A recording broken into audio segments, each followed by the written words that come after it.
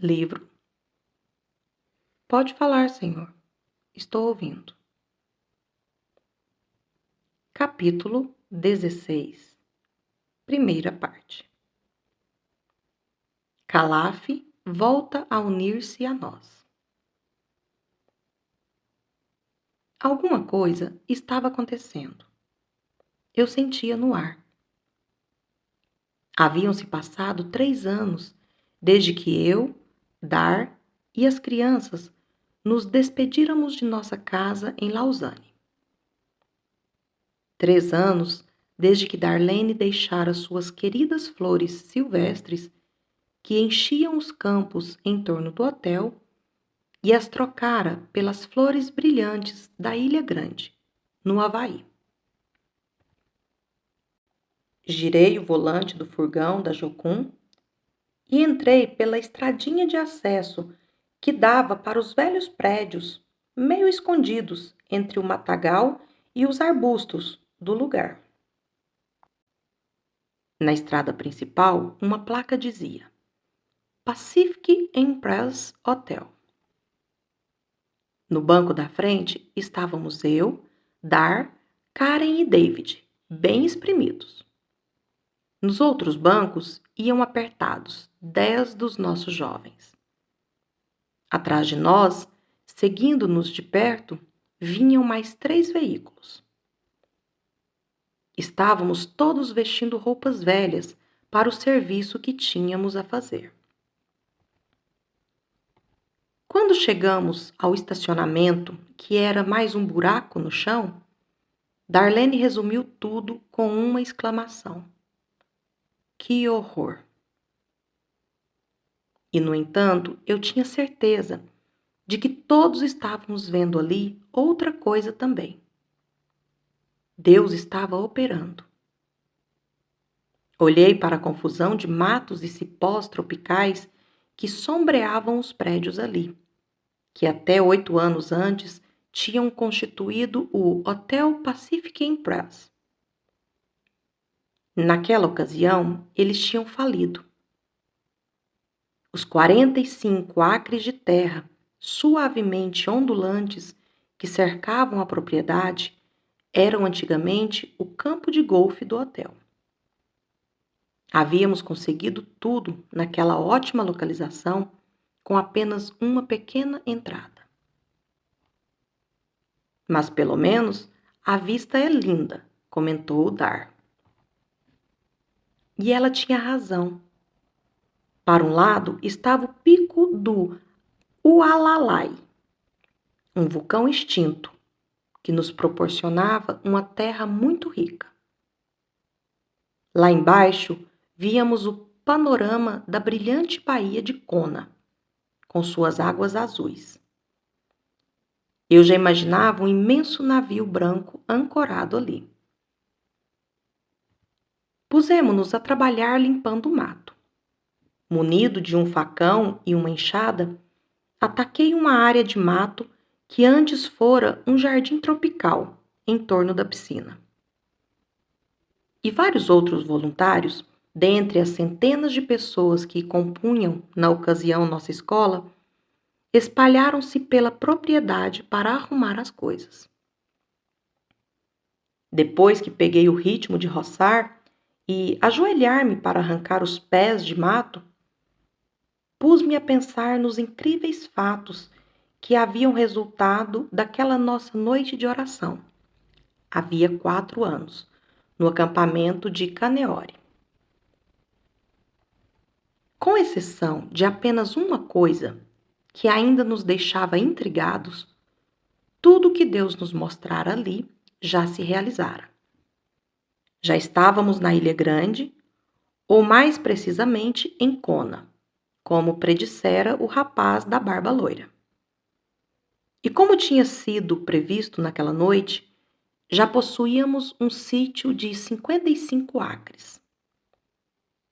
Um homem havia me procurado e dito que Deus lhe dissera para dá-lo a nós. E a casa branca no alto de uma colina? A Jocum tinha a casa também, que abrigava alunos e pessoal de nossa nova escola de treinamento para o discipulado. Ao que parecia, estávamos cumprindo o que nos fora determinado. Por que então eu e Darlene ainda estávamos inquietos? Isso não fazia sentido, disse para mim mesmo, arrancando outro punhado de matinhos enraizado na lava. Contudo, nos últimos 3 anos passados na Ilha Grande, ambos tínhamos sentido que havia mais alguma coisa para nós. Certo dia, mais ou menos 1 ano antes, veio-me à mente uma pergunta. E aí então entendi por que estava sentindo que faltava algo. A pergunta foi: Lauren, você já examinou sua vida presente em relação ao seu chamado original? Esse era um princípio de orientação que eu vinha negligenciando. Precisamos examinar regularmente a nossa vida em relação às nossas ordens iniciais. Minha missão estava clara: pregar o duplo aspecto do Evangelho. Em Jesus, o homem pode amar a Deus de todo o coração e ao próximo como a si mesmo. E naquele instante de reexame, eu me perguntava: até onde estávamos conseguindo levar este amor ao mundo todo? Senti que não estávamos nos saindo muito bem nesse aspecto de amenizar o sofrimento do próximo. Desde aquela experiência das Bahamas, eu sonhava com um navio que pudesse realizar viagens de socorro, para que pudéssemos amar o próximo atendendo às suas necessidades. Nosso primeiro esforço, neste sentido, tivera que ser sacrificado no altar, pois estava roubando a glória de Jesus Cristo. Mas tínhamos recebido muitos incentivos para mantermos vivo nosso sonho. Um desses incentivos tinha uma importância muito grande para mim. Eu recebera de minha mãe um quadrinho que estava guardado em uma de nossas caixas, só esperando eu ter uma parede para pregá-lo nela. Dizia o seguinte: não abandone o navio.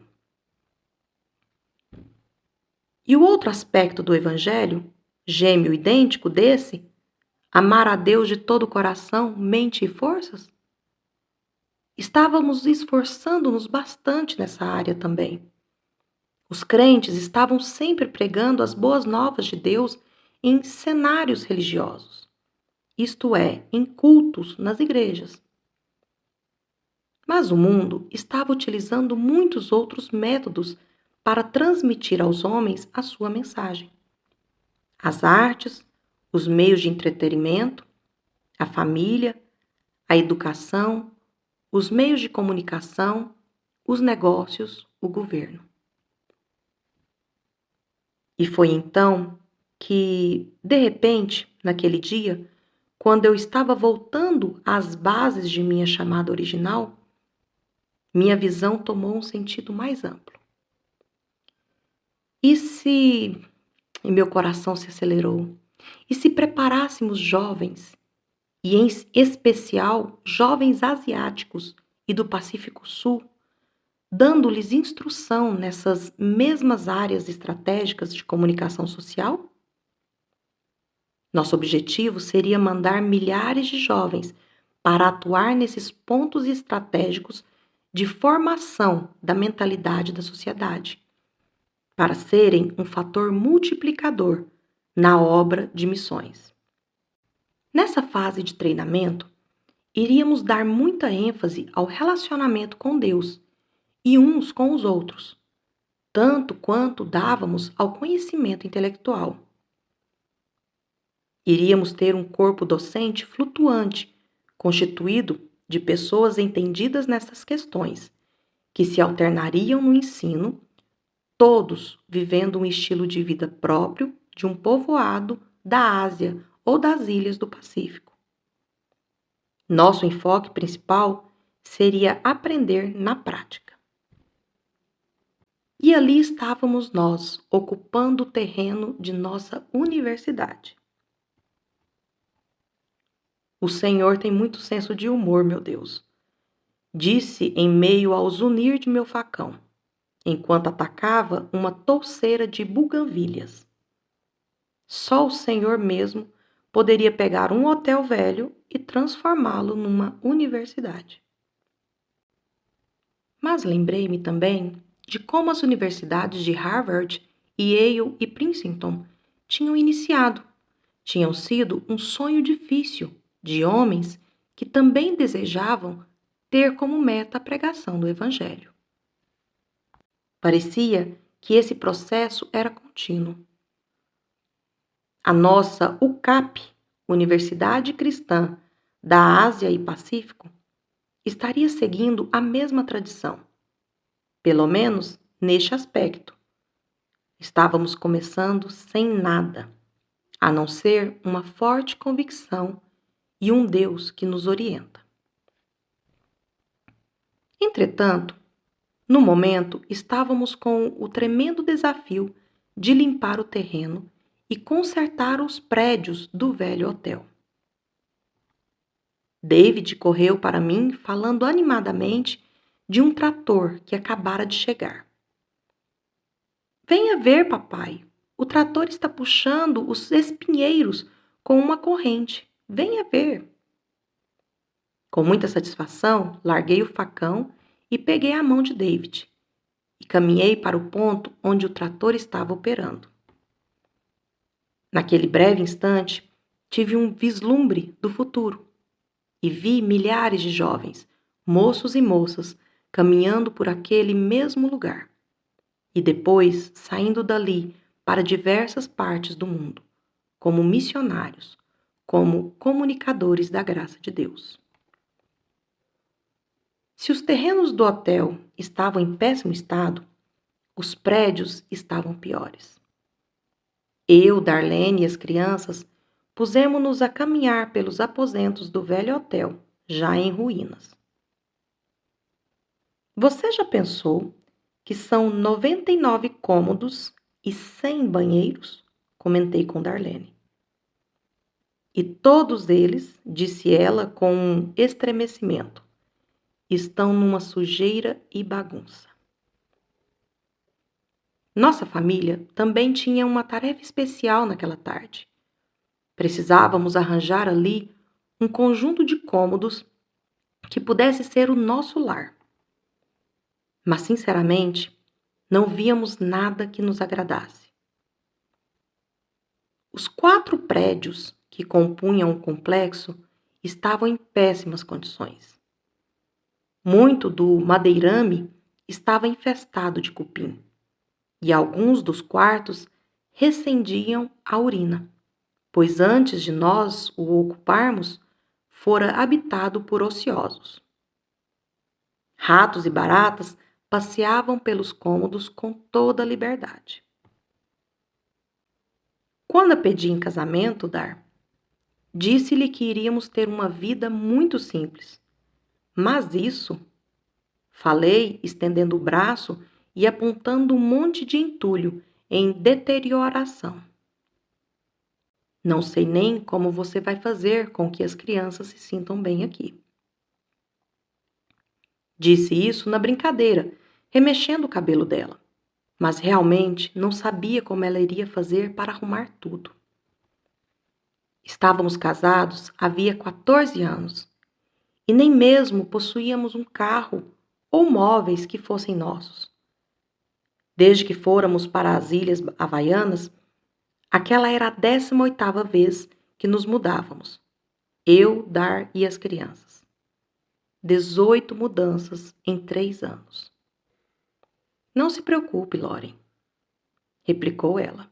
Depois que o limparmos, vai ter um aspecto totalmente diferente. Afinal, Darlene escolheu 3 cômodos no 3º andar do hotel. Eram interligados e via-se que tinham um carpete que, noutros tempos, fora azul. Quando entramos no banheiro, a impressão que tive foi de que nunca haviam lavado as instalações ali. Todavia, nossos jovens estavam ansiosos para ajudar a arrumar tudo. Nas 2 semanas que se seguiram, eles trabalharam com toda energia. As moças limparam os banheiros, os 100 vasos. Os rapazes se empenharam em lavar o carpete imundo. Dividimos os jovens em turnos, trabalhando o dia todo e a noite toda. E eles iam de cômodo em cômodo, com uma máquina para lavagem de carpetes que havíamos alugado. Mas finalmente, eu, Dar e as crianças mudamo-nos para nossos aposentos, no alto da colina, deixando os cômodos que havíamos ocupado no centro da cidadezinha de Kailua Kona. Largamos nossas malas sobre o assoalho com o carpete azul brilhando de limpo e pusemo-nos a olhar para fora através da ampla janela. A vista correndo sobre as palmeiras e chegando às águas luminosas da baía. Dar já estava tirando das caixas os copos e as tigelas das crianças, bem como os retratos dos familiares. Alguns dias depois que nos mudamos, estávamos sentados numas cadeiras dobráveis em nossa varanda, ou lanai, como a chamamos aqui no Havaí. E eu conversava com o Dr. Howard Malmstad, um professor de curso superior.